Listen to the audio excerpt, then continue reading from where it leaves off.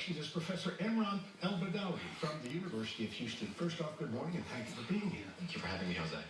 What is ISIS?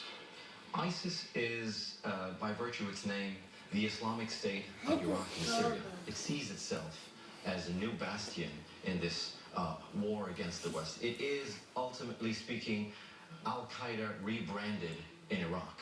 And formerly under the leadership of Abu Musab al-Zarqawi, who was, as you might know, was targeted by the U.S. until in 2006 he was killed by an airstrike. Afterwards, the organization was taken over by the murky figure that we hear about now in the news called Abu Bakr al-Baghdadi. And this individual has managed to regroup and rebrand Al-Qaeda as ISIS or ISIL and expand the front into Syria and, in a sense, return to Iraq through Mosul on June 9th. Okay, how dangerous is this particular situation with these militants who are part Iraqi, part Syrian right now, when it comes to Iraq itself? What do they want? Well, I mean, I think that the goal of ISIS is explicit in its name. It wants to establish an Islamic State, a twisted perversion of what it sees as an Islamic State. Most Muslims, of course, would find this completely, repugnant. And so in order to do this, it has to unmake the colonial history that has given rise to the modern Middle East we have today. And it's very, very dangerous. It means killing all the naysayers, including Sunnis, Shia, Christians, anyone who stands in their way. And that's that gives way to the kind of carnage that we've seen over the past few months and years in Syria as well. Okay, as we think in terms of the future of Iraq, how serious is this situation right now? I mean, the situation is critical. I mean, in some cases, you hope that it's not too late.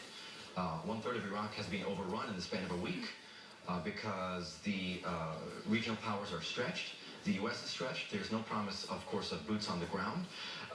ISIS has been able to cash in on oil income in Syria. It hopes to do the same in Iraq. If you look at the spread of ISIS, it's actually going almost from oil refinery to another oil refinery to other oil interests in order to establish a kind of cash flow for this new state that it wants to build. It's very dangerous. Why should we be concerned about this? I mean, we're thousands of miles away. I mean, the U.S. taxpayer has forked over approximately $2 trillion, 4,500 American lives, and has, unfortunately, under the Bush administration, the U.S. has lost a great deal of credibility overseas. I'm sure the U.S. taxpayer does not like this picture. And so, as you mentioned earlier, of course, gas prices are going up. As of this morning, it's at a 12-month high. That's the least of America's worries. I mean, things could get worse, but as long as the U.S. has interests in the Middle East, it is in the best interest of the U.S. taxpayer to know what the foreign policies are and to investigate them. And when they find out something that they don't like, to call their congressman or congresswoman and say, stop sending arms and guns and bombs to Group X and Group Y.